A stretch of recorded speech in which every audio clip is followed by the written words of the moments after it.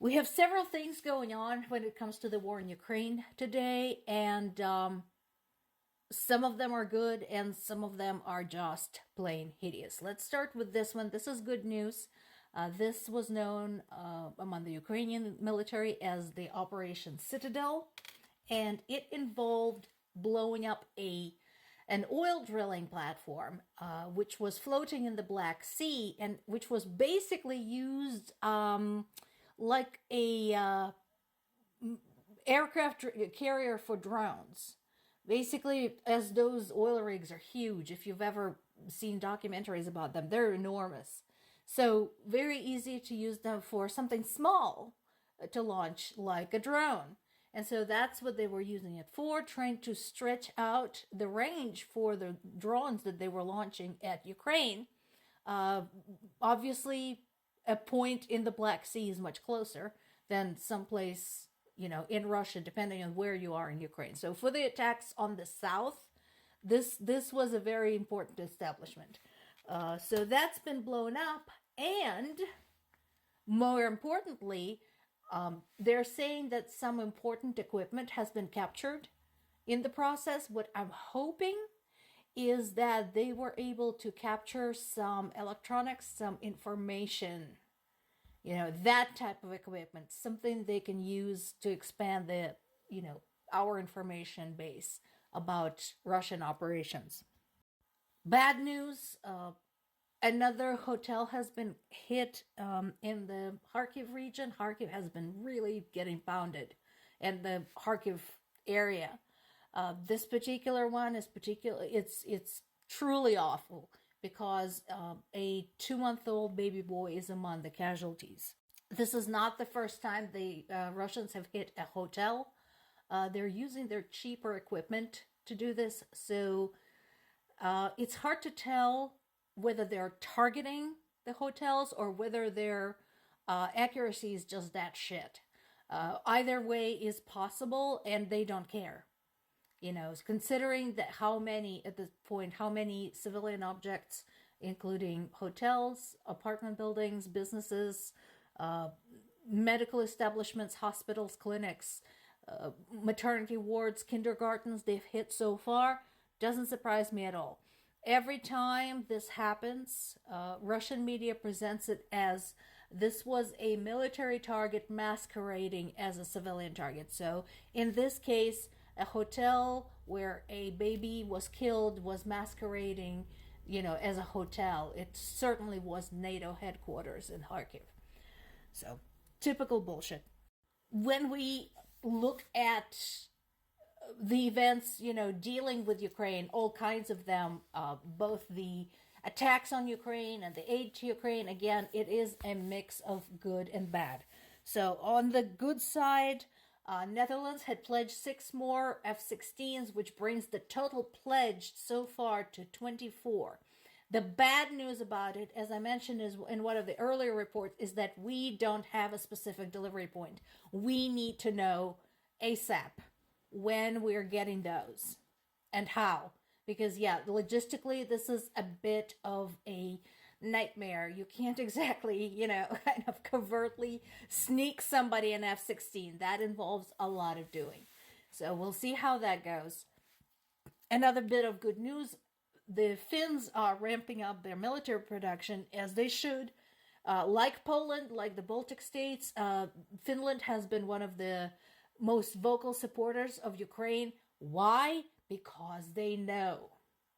Finland is one of the countries that's been under Russian heel for a very long time. Historically, go look it up. And Russia still has a piece of Finnish territory, Karelia. Karelia used to be part of Finland. Russia pretty much did what they did with Ukraine. They barged in and took it. Just like that. So, glad the Finnish are not snoozing at the wheel. Good to know. At the same time, Russian attacks on civilian targets have increased by 25% this week. Like it couldn't get any worse. And there's now some pushback from the authorities from the occupied territories. They're forbidding the humanitarian workers from getting to the areas. Whom does that remind me of? Can you say Hamas, boys and girls? And I did address more, in a more detailed way, the incident of the Lysychansk bakery where one of the Russian officials was killed. So I posted just, half an hour ago on the subject. So just scroll back on my profile to see more on that and, what my thoughts are about this. I can guarantee you that since that particular location is in the occupied area, we may never know exactly what happens because Russians are just going to distort the information. It's hard for us to get accurate picture of what is going on. And this is very close to home for my parents. We have more news from the occupied Zaporizhzhia nuclear power plant. Does anybody even remember that? People who care do. But does everybody remember that Zaporizhzhia nuclear power plant has been occupied for now almost 2 years? One of the first things that the Russians took, that there are explosives all over the place there, that they have been routinely mistreating Ukrainian workers, holding them hostage for all intents and purposes. So what is going on there now? Well, for starters, there is a standoff between the occupiers and the personnel because they are refusing to sign the contracts with the Russian nuclear company because they don't want to betray their country. And I am very, very concerned about these people, about their safety, about the safety of their families, because I'm concerned that they're going to be treated like POWs, and Russia does not treat POWs very well. We already know that. UN nuclear watchdog chief Rafael Grossi talks about it, and considering UN's general behavior or lack thereof when it comes to all things involving Russia, I don't expect anything radical from them.